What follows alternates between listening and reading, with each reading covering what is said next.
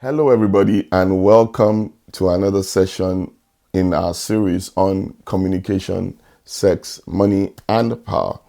Well, today we're going to be talking about money in marriage. Yes, money. Why money? Finances are very integral to a marriage. In fact, they say finances or the lack of finances is the number one cause of divorce. I don't know why, but apparently that is the fact. They say that tough financial times put extra pressure on relationships, marriages, and shows the cracks or the weaknesses that are already there within the marriage. Within the marriage, why? Because finance or money, in a sense, speaks about generosity or selfishness. Okay, money in itself is neutral, but it actually, it measures the temperature of a person's heart. When money is at play, and there's a consideration for how money is shared. Yeah, then you now see who really loves you for who you are, or whether they love, themselves more. And a marriage in which there's already hurt, strife, disagreement, conflict, unforgiveness, it will be put under even more pressure due to money matters and will not have the strength to manage the adversity of tough times. And so today we're going to look at, money in marriage from, different perspectives. The first question we would ask is, whose money is it in your marriage? Who owns the money? Two, who should earn the money? Three, where is all the money going? Four, who should manage the money? And then five, your money and God. So let us first ask this question or answer the question, whose money is it anyway? There's this age-old question that, when you get married, it is one that you would answer when you get married, yeah?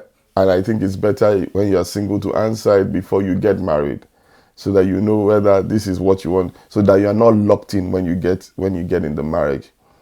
You must answer this when you're getting married to your spouse, or you are in a relationship and you're serious about getting married in courtship. You need to ask the question, is my money going to be my money?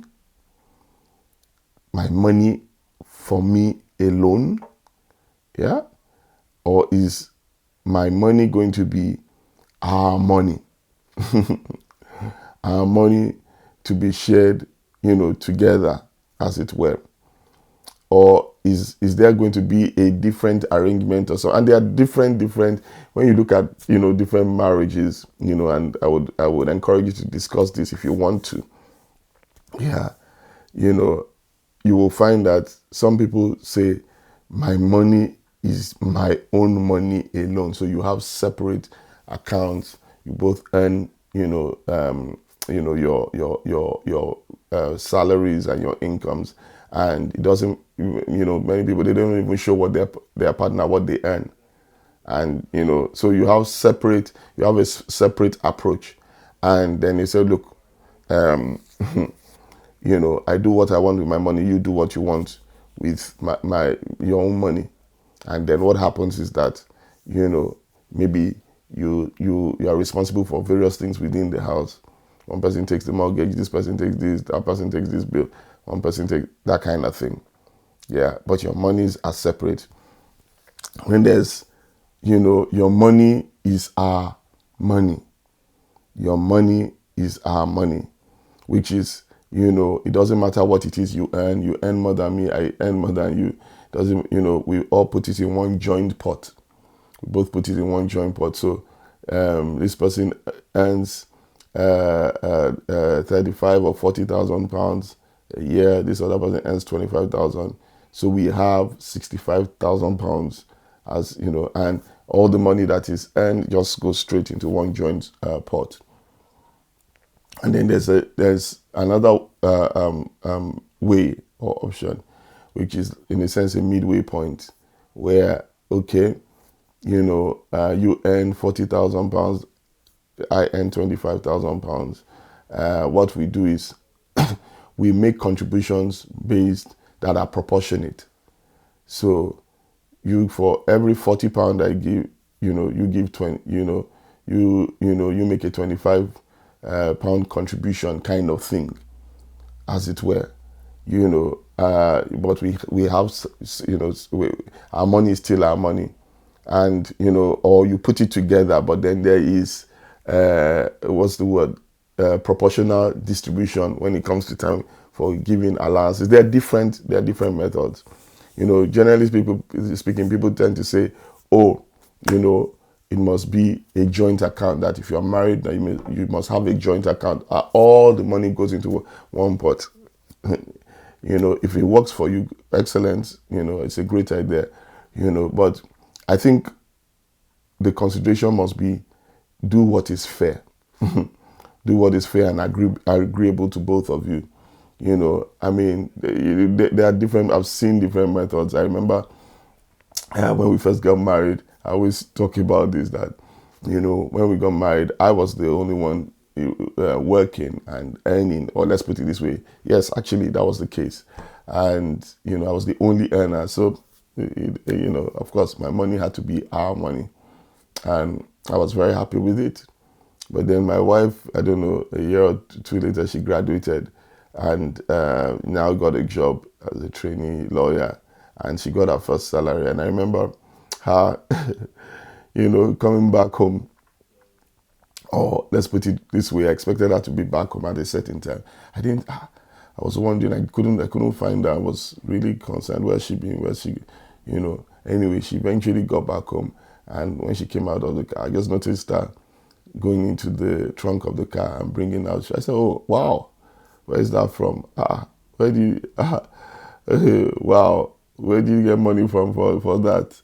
And she said, oh, my money. I said, what money? She said, oh, she just earned money from, she just paid her salary, and, she went shopping with her money. I was like, wow. In my mind, I was thinking, oh, okay, you didn't tell me you were going spending. She said, well, it's her money. And I was like, really? Okay. So when she came in, she settled down. I said, okay, let's discuss this. Let's agree that, when I was the sole earner, the money was our money. Now you are saying the money you are earning is your money. She said, yes. I said, so wait, how does that work? She said, well, her money is her own money, the money she earns. But the money I earn is our money. I said, no, you have to choose one. It is either of us monies are our money, yeah, separately, and we spend it as we like, or, our money, each of us money is our money. Of course, you can imagine what she chose, because I was the higher earner, but it was a very big lesson learned. But you see, you can't quite blame her, because she was coming from a certain traditional mindset, which is, from what she understands, in the African context, where, the husband earns the money and he's the supposed breadwinner and takes care of everything. Then the woman, the wife, her own money is for her own personal upkeep. But hey, this is the 21st century, and this is at the same time that, women talk about, equal opportunities, equal, and, and they say we must all, so we can't and should not choose one, it's not a buffet. If we're going to be more than, and even in spite of all of that, we should actually, marriage is about contribution. It's about putting things together. And I know a particular couple, I don't know if they still do it today, but they actually operate that principle, where the husband is his money is their money, and the wife's money is her money to do as it. But I've seen also people go through hard times, and when they go through hard times, such that the husband is unemployed and the woman, then there's a problem. And that brings me to the next question. Who should earn the money? Because you could also come into marriage with the traditional mindset, like I said earlier, where the man is, supposed to be the sole breadwinner. And you say, well, my father provided for my family, so it's my duty. Any money my wife earns is her pocket money, which is a good thing. I don't really think it's honorable. Yeah. But the issue is this, you need to agree beforehand what approach you want to take and, determine that before you get married. Yeah. But so let's look at this. The man must ask the question, am I still the head even if I am unemployed? Because if your identity is tied to your earning, then it becomes a problem in a society where you could be employed today or in contract today and out of contract tomorrow. If you get your identity from, providing for your family, do you still remain the head when you are not, earning any money and your wife is the one earning? Does she become the head then? And then the woman too must ask this question and answer it. Will you still respect and submit to him even if you earn more than him or if he's not earning? These are things we need to actually answer and come to, solutions or agreements to that. And I would say, generally speaking, we should not tie our identities to our earnings, because, the Bible says that God gave the wife to be a helper. Sometimes, the help could be that the wife may earn less and she's helping subsidize the income. But the help could also be that the wife could earn more and she's helping in the area of finances while the man is, we're in a generation and in a time where, anybody can earn more than the other. Some wives actually earn much more than their husbands. Yeah? Does it mean as a result that she's the one wearing the pants or the trousers in the house and that she's now the one that should be the head of the home? No. The scripture is clear, of what the Bible says. Headship is not about earning. Yeah, it's about designation in terms of, responsibility. If my children are now, entering the working world, my older son, not too long from now, he'll probably be earning more than me. Does it make him my parent? Does it make him the parent in the relationship? Does it mean as a result of that he will not listen to his parents? No, that's not the way it should be. Then the next big question is, where is all the money going to? Where is all your money going to? In marriage, it is important to track your expenses. Sit down and be systematical or systematic and methodical. In terms, you don't have to be, I am not that, organized in that sense. But it's important that, if not both of you, someone should really track, how much is being spent on your mortgage, how much is being spent on your children's school fees or childcare, how much is being spent on, groceries, how much is being spent on transportation, how much is being, track your expenses. Yeah, know what the big hitters are, know what your priorities are. My wife actually does a session, in this at our couples retreat, and on marriage and finances. So this is just a taster, and she's actually a better money manager and understands this better than I do. Yeah, but at least I'm in the marriage and I know I also have an overview of this. Okay, so tracking, you need to track your expenses. Where is the money going to? And apart from tracking, what you want to actually do before that is budget.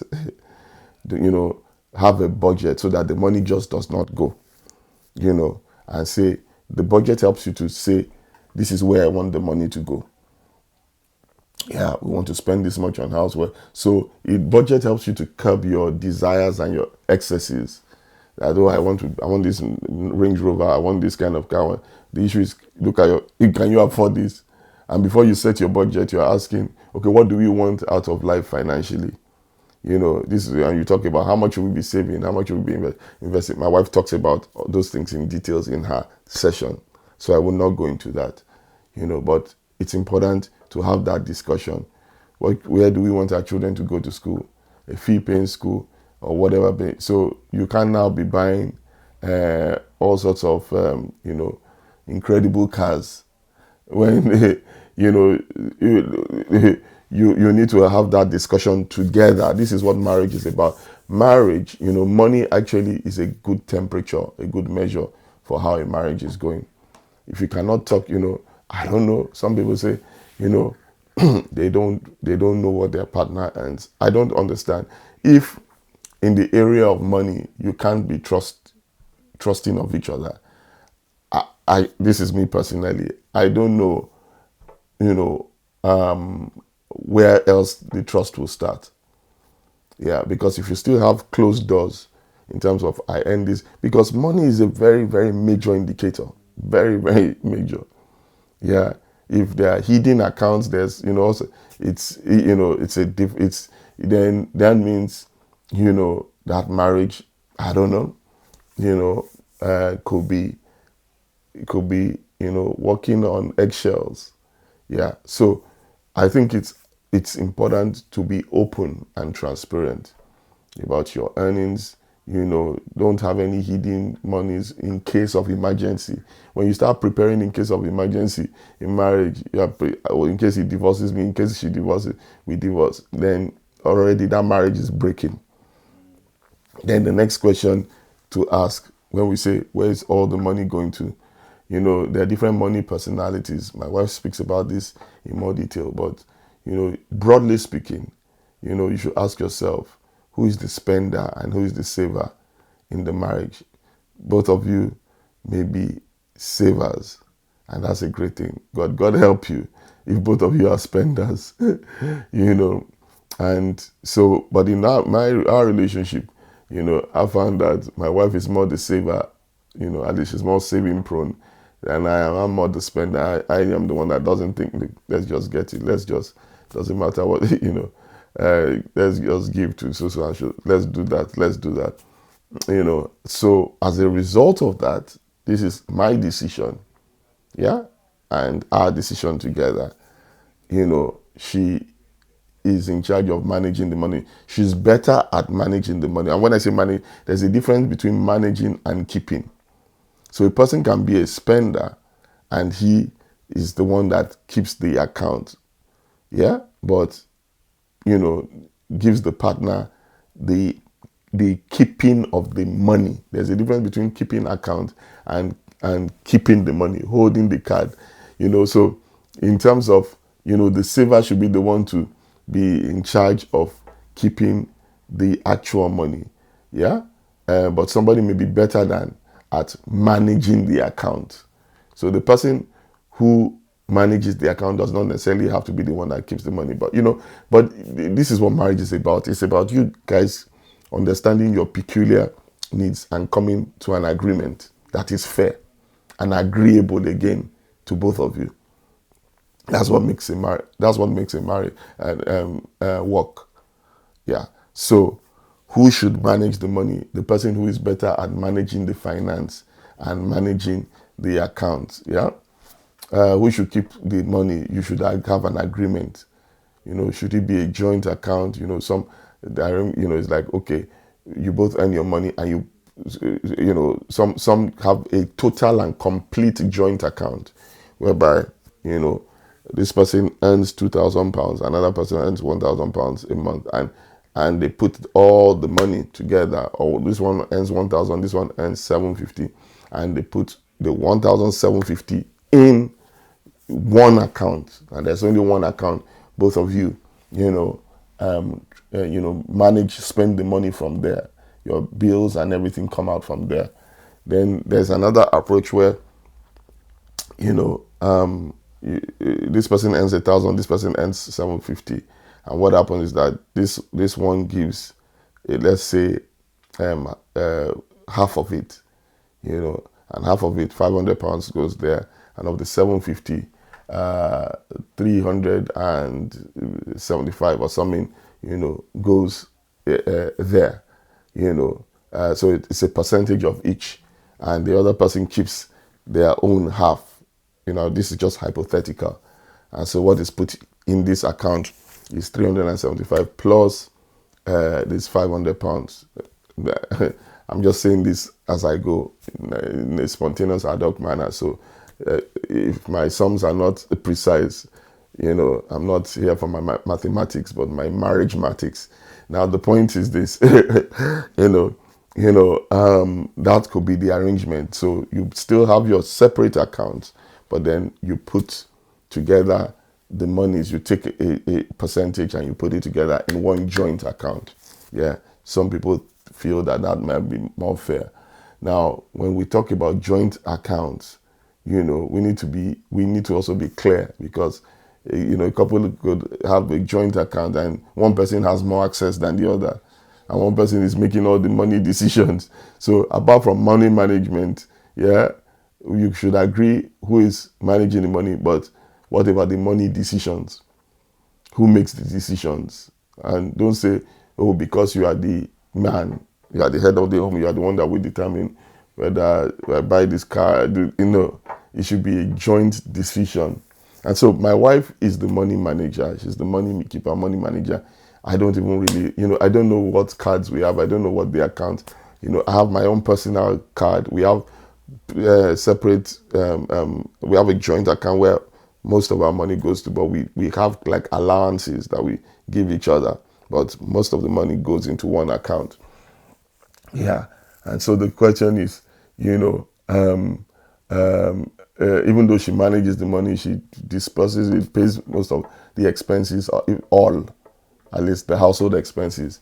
But I have a say in the decision making, which is at the beginning of the year, or whenever we decide, okay, how much are we going to spend on mortgage? How much are we going to spend on? How much should we spend on this? How much we give each other in terms of allowances? So that has worked for us, and it's a fair arrangement. And we decide, when we have birthday gifts and stuff like that, who keeps what, so that it's not a communist. We don't arrange a communist. We don't have a socialist or communist arrangement where every single money goes into, there's fairness, and sometimes we even discuss and review. This is not working for us. I feel so and so. I need more allowance for this and that. So that is marriage. Marriage is about merging. It's about two coming together, to make decisions that work best for each other, and that it is fair. And I would say, if you feel one person is bullying the other and you are being unfairly treated in the marriage, I think you should approach somebody you respect, a counselor or someone, so that there's an intermediary. If your wife or your husband is feeling bullied concerning money matters, you don't really have a marriage. Yeah, you don't have a healthy marriage. Okay. And then the last thing I want to talk about is who really owns your money. So I've talked about who earns the money. I've talked about whose money is it within marriage. I've talked about who should earn the money.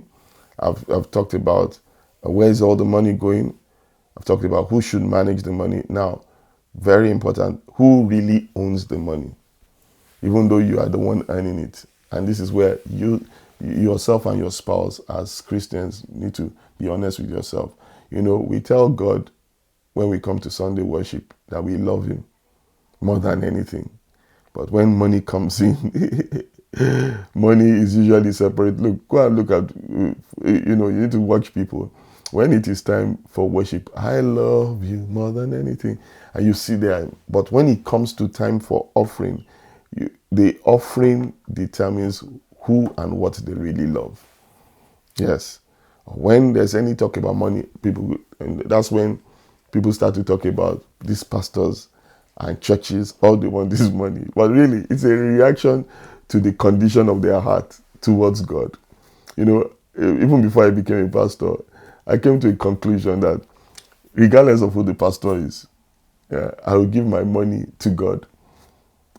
I would have fulfilled my own responsibility to God. Now, it's up to him if he wants to steal it or mismanage it.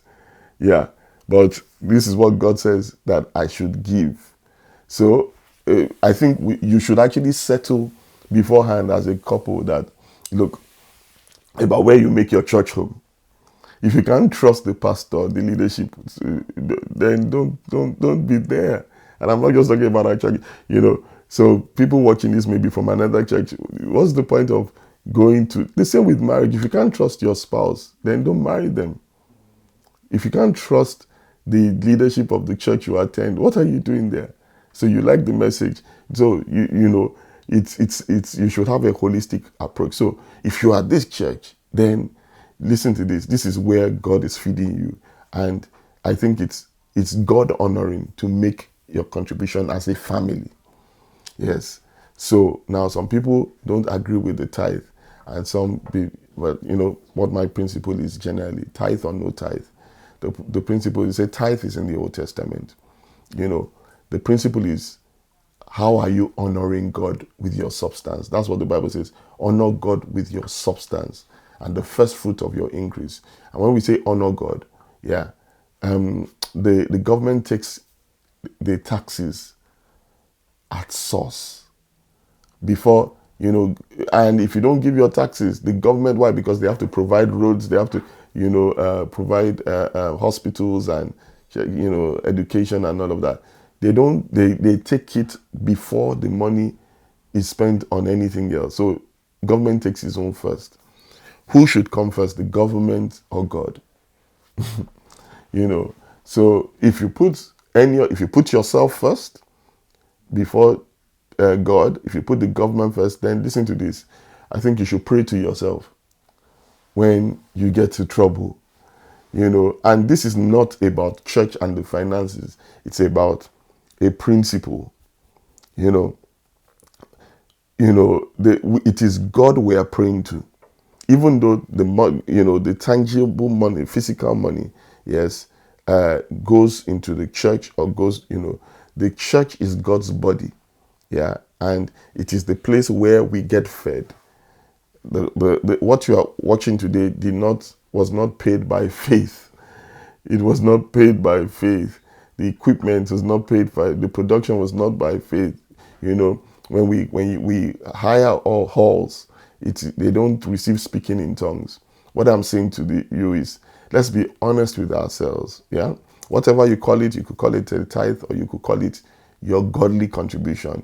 As a family, you need to say at the end of the day, who really owns this money? Who provided the job?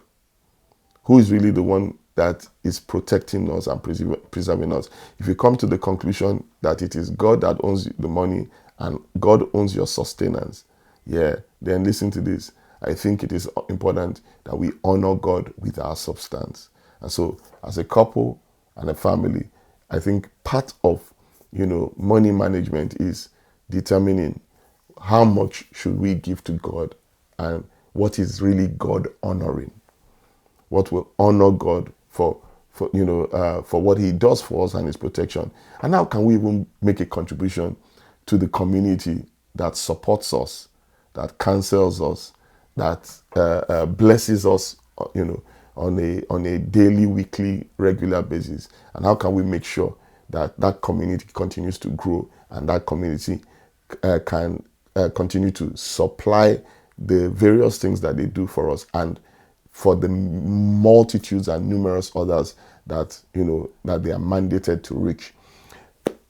We've come to the end of this session, which is about money. But listen to this: money, like I said earlier, is a good and a great indication of the heart of a man or a woman. God bless you.